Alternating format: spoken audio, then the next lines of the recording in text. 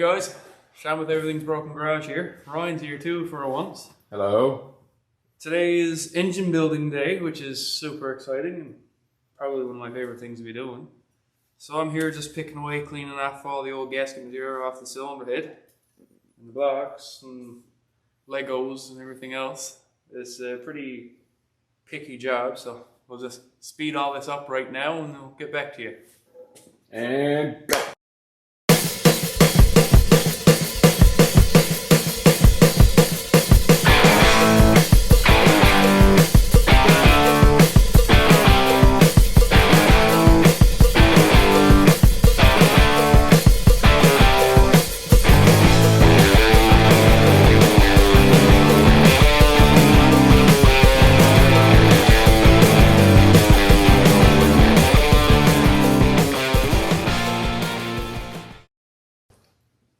Alright, so the engine is clean and oiled. Ready to start. Let's go. Hold on, give me the pull cord. Get the key down there. Ultra Power engine gasket and component kit. And now it's got red, white, and blue on it. It's got the red. How many horsepower is that? Oh my Jesus, you know she's not gonna be fast. I know it's hilarious. Yes. But I actually did do research on this brand. I figured you And would. they use this. Oh, it actually comes with a Permatex. That's kind of cool. Permatech sealant, Velcro gaskets. Cool. So you can't really go wrong. I mean, you can laugh at it all you want, but So all the boys did was just take good gear parts, and make a kit out bought of them it. in bulk and sold them cheap. Perfect. Pretty sure that's Rock Auto in a nutshell, isn't it? I mean, yeah. Oh my God. No, that's just gorgeous, boys. Right. You know what? I'm going to lay the other one on too. Why not? I don't know. We'll know in a second. We'll just cut the side of this head gasket. Yeah. So like, it is actually a good gasket. Multi-layer steel. It actually has the crush gasket in between. I mean, what more do you want? Jam on it. Jam be alright. Yes. Well, what kind of jam? Raspberry with lots of seeds. Ugh, the worst kind of jam. That's the best kind of jam. What's Oh. wrong with you? Show the boys what you're at. Oh, yeah, boss. Oh, get that little. This is the right tool for this, if you didn't realize. Yes. Usually what you go for a sharp, thin object. For Yeah. I mean, you might want to use a pick, but... What's that? Right. You're a pig. Oh wait, we're not talking about the same thing, are we? No. And that's a prick. Totally different. Oh, are we allowed to say those words on this? No, but that's fine. So then we got these little doodads here. Yeah. Now they only go in one way? Yeah. Obviously. So circle. I mean, inside, outside. I don't think I Front, want to back. be frigging around trying to turn them inside out. And I'm the prick. Really? Are you watching? Yep, I'm watching. Anybody notice any fall? I didn't. It's fine. She'll chew it up if it is. If it Yes. is fall. Just be an oil leak and she'll chew it out. She'll be fine. Actually, there'll be low oil pressure to the lifters. It's an LS. And They're it'll go quick knock, anyway. knock, knock, knock, knock, They're knock. quick anyway, so it's...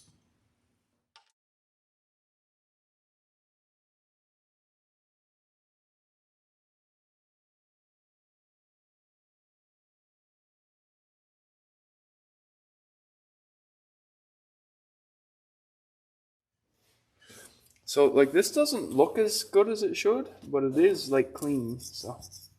Because there's always going to be imperfections in the surface. Gaskets full. Well, I don't mind using sandpaper, because I'm cleaning the head anyway. Fair enough. It's also when it's somebody else's brake clean, you're just... Ooh. Ooh. It's not in 3D, but I like to pretend it's in 3D. I'm the specialist boy. All right, so that's clean.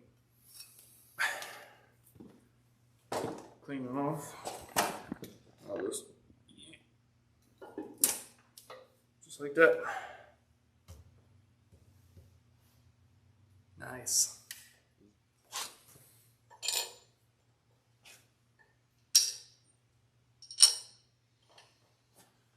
So I'm going to do what everyone tells you not to do and just zap these down with this impact gun for a second. Like you would.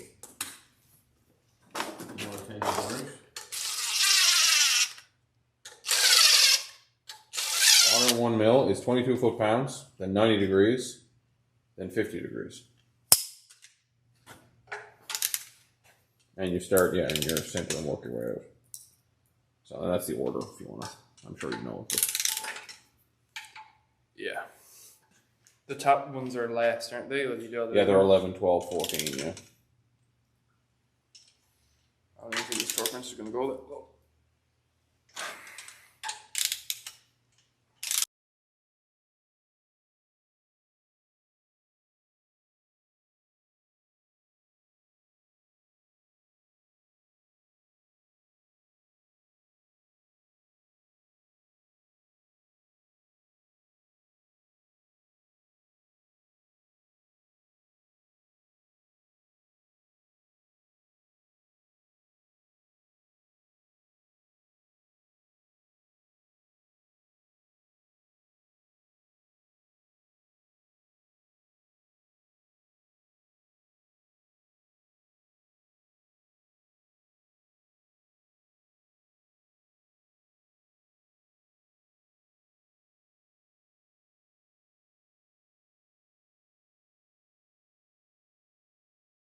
From there to 90.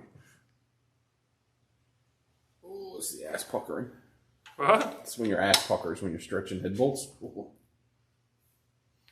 No. You think so? Cares was stretching head bolts. I'm more worried about snapping them. Right, what? I suppose take it all off. And Way to fix that.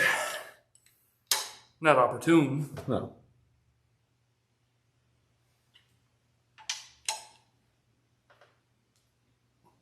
So I got a torque angle meter in my eyes. Right. Installed. When you got that laser eye surgery. Yeah.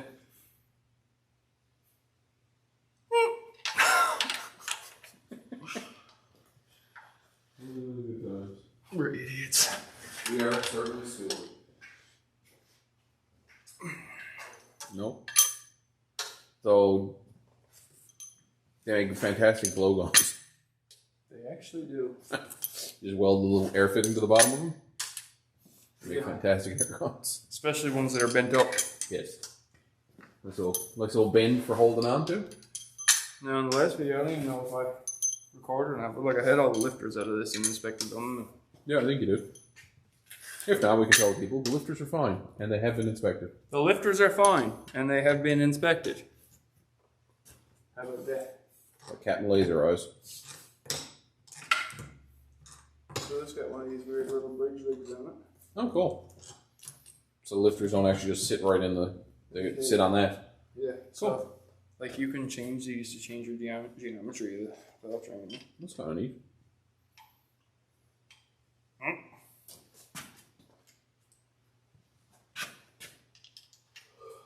Buddy, that's a nice piece of homemade bread, but I'm starved. Yeah. We got a whole other side to go yet. I know. What are you gonna do? I don't know. You live. I'll be fine. What time is it anyway? 8:10. Nice. 8:10. Gross. This might not get finished today. Just as well while we're here though. Hazel.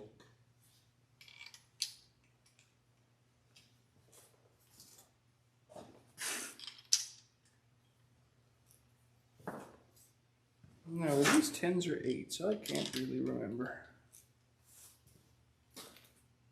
But I can take this torque wrench and realize that they're not 10s, they're definitely 8s. Now, 8 mil socket. Probably one in the other toolbox. Oh, there.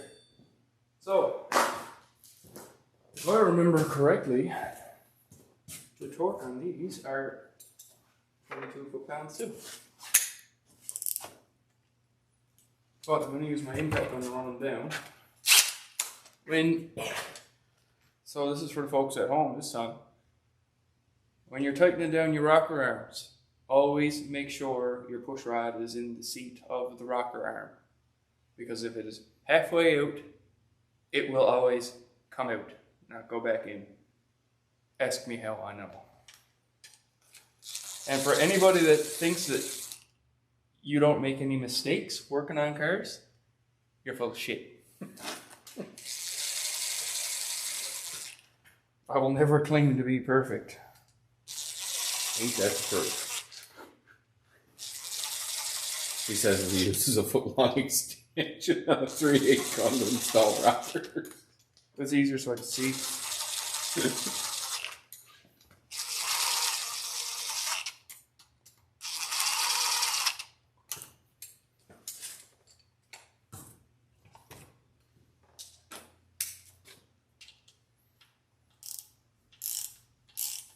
What are they, 22 as well?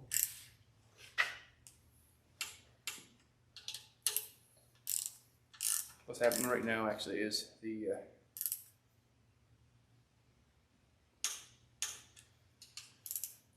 valve is getting pushed down as I'm tightening them. Yep.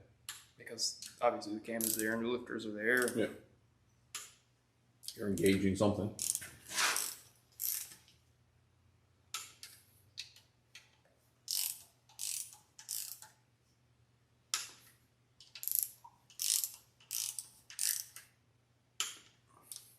When I get this engine sealed up again, I think I'm going to bring a little wire wheel on my power drill and just clean up that corrosion. Give it a splash of gunk or something and just give her a hose after you scuff up a bit. So is the PVC still engaged with the new intake? Yep. Just bolts right into where the existing was. Mm-hmm. Cool. So that's the cylinder head.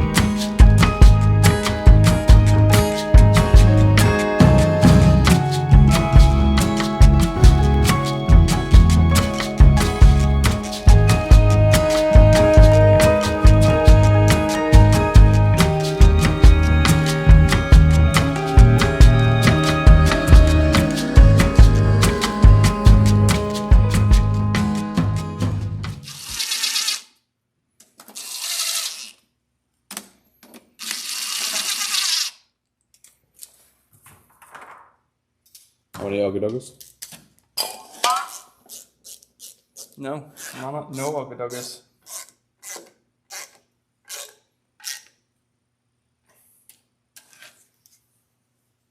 There's actually a speed wrench here. I should be using. Boys dies for a speed wrench. Oh yeah.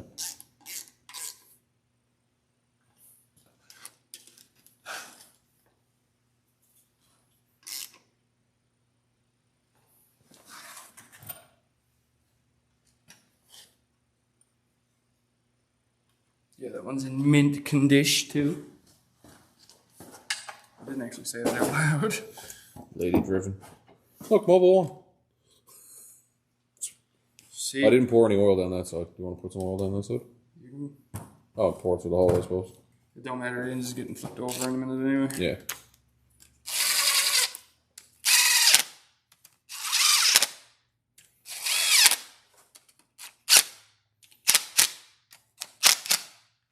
Brought to you by Performance Improvements. They're Canada's finest speed shops. And I called them up and told them what I was trying to do, and they sent me this. This is the Phytech 7001 fuel injection system. It's completely self-learning, self-contained. 92mm throttle body, still cable actuated, so we don't need to put a electronic gas pedal inside. And you can get these with or without trans control, but where this car is going to have a T56, we don't have to worry about transmission control because it's all handheld.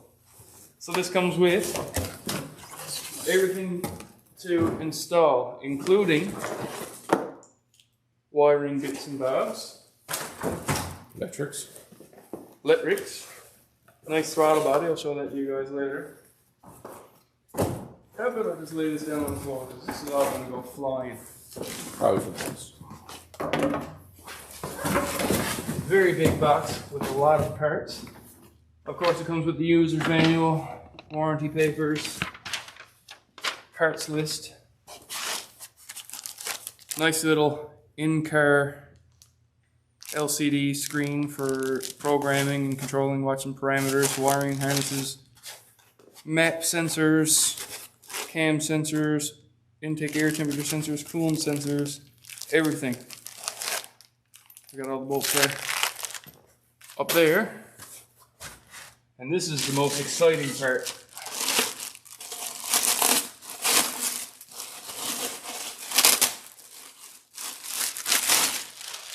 We have a nice sheet metal aluminum intake manifold. I'll just lay this up here for the looks here now.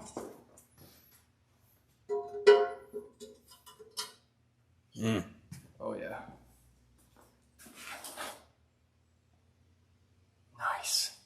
So this even comes with the injectors. This is the 500 horsepower kit. So where this is going to be naturally aspirated, no cam or anything like that. We're just staying conservative with the horsepower ratings, and we're expecting around 4 or 450. So this system is completely upgradable, so when we are ready to go forced induction, it's just different injectors, different throttle body, different map sensor, and then it's ready to rock.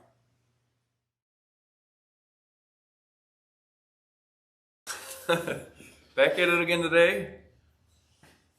I was doing some thinking on this last night, and I morally cannot put this together without at least taking that connecting rod cap off this little heat treat there, and it's probably fine, but I got to know, and if it did get hot and wipe that bearing, then just gonna do the right thing and throw a bearing in there and call it good enough. I mean, this is all gonna become apart and completely beefed up again in like a year or less, probably next winter, who knows. But for now, it's going to be naturally aspirated, so a sketchy connecting rod bearing can suffice. So before I start, everybody that don't know, these are torque yield bolts. Torque yield bolts get stretched and thrown in the garbage. So that's why I was weary last night on taking this apart, because I don't have connecting rod bolts. But then I done a little bit of digging there in the soft tissue in between my two ears and remembered that these can be completely torqued down 3 times to confirm measurements. That's rule of thumb. That's what we're going to go by. These have already been torqued down once from assembly. They don't check clearances on assembly. At the factory, this is thrown together. So there's been 1 tightening sequence put on these. So if I take it apart, there'll be 2. And then when I put it together and it starts and it's knocking, that's the 3rd one. In the center of this bearing cap, the darker purplish iron color compared to all the rest of them that aren't like that. So, makes me a little nervous, especially since we found a little bit of unicorn poop in the base pan, but we'll find out, I guess. Unicorn shit came from. That is a spun bearing or just a unoiled bearing? Hard to tell. It's spun. Yeah. I'm gonna pull that other one too. On the bottom of the connecting rod. But you might as well do it now. Oh no, I know, but Just wondering if like are the oil galleries or anything filled with schmoo? Bearing. that's shape. not a concern because it's gonna get flushed anyway. Right. The bearing stuff does like to find its way into the crevasses. Does it not? What a shame. This is a very, very healthy engine. Except for this. Well, it's fine, it happens. And you know what? It probably don't even make a noise. No. Well, in my ALH that time, I mean, I had a spun bearing. Didn't make any noise. Now it is a diesel, so.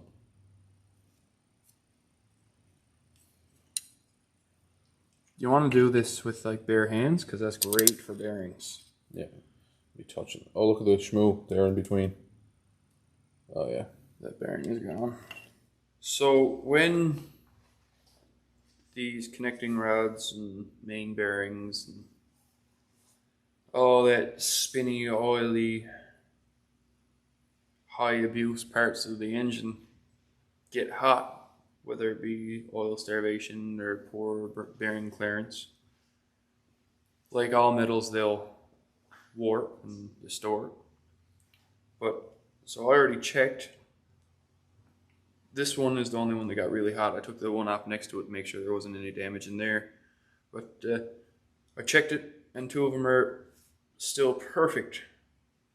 So the thing that I believe to have saved this is the fact that the GM used the fracture split method when they make these connecting rods. So if you don't know what a fracture split connecting rod is, I obviously can't take the other half out easily. So I'll show you here. On the join part here, so normally original manufacturing process of connecting rods are to make a connecting rod, cut them, split down this way, machine the faces so they fit together nicely, bolt them together, and line bore a hole for the crankshaft to go through. But GM makes their connecting rod, line bores the hole, and then there's a piece of equipment that actually goes in and spreads it and cracks it, breaks the end right off the connecting rod. So it's always, as you can see here, I don't know how well you can see the unevenness of the break. It was tipped right down on this side, and this side is fairly straight. And you can see the porosity, and you see the porosity here in the break because it's just the steel snapping. So because all this was there to hold it together, it held it nice and strong so it wouldn't warp, which is fantastic news for us right now. The crankshaft has a couple of small little divots in it, but likely salvageable. I mean, I'm definitely just gonna let it go. The back side of the bearing isn't scratched up, so it didn't spin. If you remember from about 10 minutes ago, I said that on the manufacturing process, they don't measure clearances. And this is what happens when you don't measure clearances. Chances are this engine was together just like this, running quietly, not making a noise. But if I'm putting it together to be abused, I can't start it off with a bad bearing. So I'm gonna have to try and source a couple of connecting rod bearings and put it together and hope it lasts a couple of years until it's time to take it all apart again. Well, I guess that's the end of this part now, until we get some bearings. Can't go any further. Nope.